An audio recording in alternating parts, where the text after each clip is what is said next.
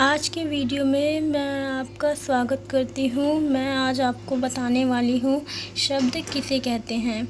तो आइए देखते हैं शब्द किसे कहते हैं। शब्द वर्णों के सार्थक समूह को शब्द कहते हैं, जैसे कलम, दौड़ आदि। ऐसे कई सारे सार्थक शब्दों के समूह को शब्द कहा जाता है। ठीक है। और शब्द के कितने भेद हैं? तो शब्द के 5 भेद हैं। उद्भव के आधार पर, रचना के आधार पर, प्रयोग के आधार पर, अर्थ के आधार पर और रूपांतरण के आधार पर। ठीक है। और उद्गम के आधार पर शब्द 5 प्रकार के होते हैं। जैसे उद्भव के आधार पर शब्द के 5 भेद हैं। तत्सम शब्द। तत्सम शब्द वह शब्द होते हैं जो संस्कृत से कुछ शब्दों जो ऐसे के ऐसे ही हिंदी में लिए जाएं, उन्हें तत्सम शब्द कहते हैं, जैसे सूर्य, नेत्र आदि।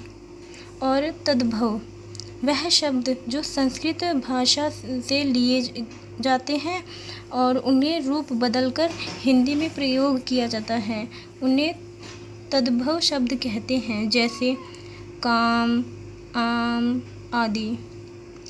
अब देखते हैं देशज शब्द किसे कहते हैं। जो शब्द लोक भाषा से लिए जाते हैं उसे देशी कहा जाता है, यानी कि देशी शब्द उन्हें कहा जाता है।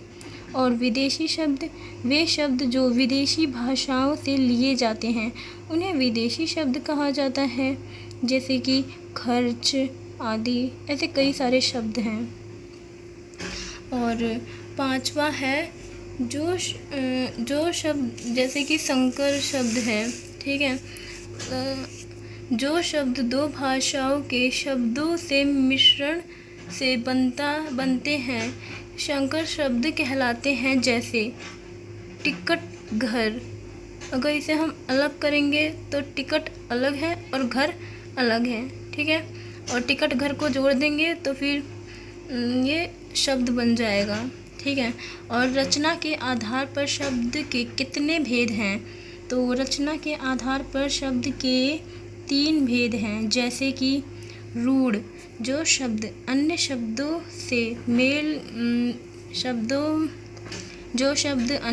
के मेल से न बने हो और किसी वस्तु विशेष के अर्थ को प्रकट करते हैं तथा उनके टुकड़ों का अर्थ नहीं होता, उन्हें रूढ़ शब्द कहते हैं, जैसे कल, मुँह आदि। यौगिक, जो शब्द 2 शब्दों के मेल से बनते हैं इन्हें यौगिक शब्द कहते हैं, जैसे विद्या प्लस आलय, विद्यालय। ठीक है। और योग रूढ़, जो शब्द सार्थक खंडों के योग से बने होते हैं तथा अपने मूल शब्दों से अर्थ का बोध न कर किसी विशेष अर्थ का बोध कराते हैं, योग रूढ़ शब्द कहलाते हैं, जैसे पंकज, कीचड़ में उत्पन्न होने वाला। ठीक है।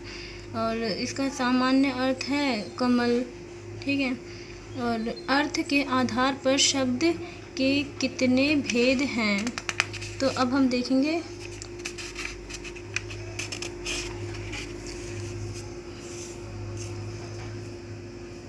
एकाधिकार है, अनेकार्थी है, पर्यायवाची है, विलोम है। तो ये 4 प्रकार के होते हैं। ठीक है। एकार्थी शब्द वो शब्द होते हैं जिन शब्दों का एक ही साधारण अर्थ होता है, एकार्थी शब्द कहलाते हैं, जैसे भारतवर्ष, हिमालय, गंगा आदि। और अनेकार्थी शब्द किसे कहते हैं? ये देखिए, एक से अधिक अर्थ प्रदान करने वाले शब्द अनेकार्थी शब्द कहलाते हैं, जैसे गज, प्लाट और का मापक व हाथी, ऐसे शब्द। ठीक है।